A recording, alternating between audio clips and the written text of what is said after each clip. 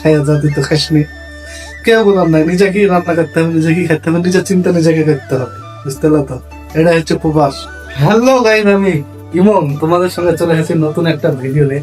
আর দেখতে পাচ্ছ আমি এখন কিচেনে আছি, মানে তো একটা রান্না করব। আর এখন রয়েছে রাত 10টা, 10:30 বাজছে। আজকে একটু অর্ডার ছিল বেশি, তাই আমি রান্না করে যেতে পারিনি ভাত।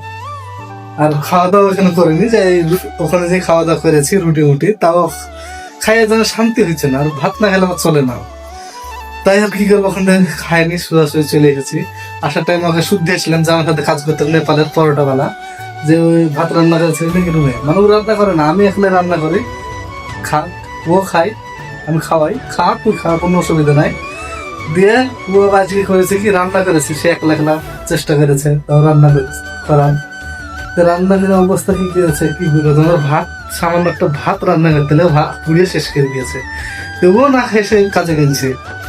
দিয়ে দেখবো ভাত না খায় কাজে গেছে, আমি এখন ভাত চাপাচ্ছি।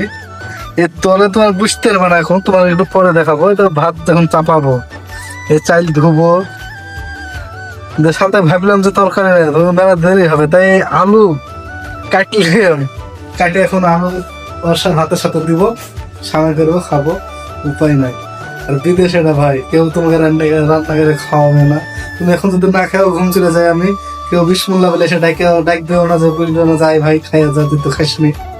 কেউ বলার নাই, নিজেকেই রান্না করতে হবে, নিজেকেই খেতে হবে, নিজের চিন্তা নিজেকে করতে হবে, বুঝতে পারলো তো? এটা হচ্ছে প্রবাস।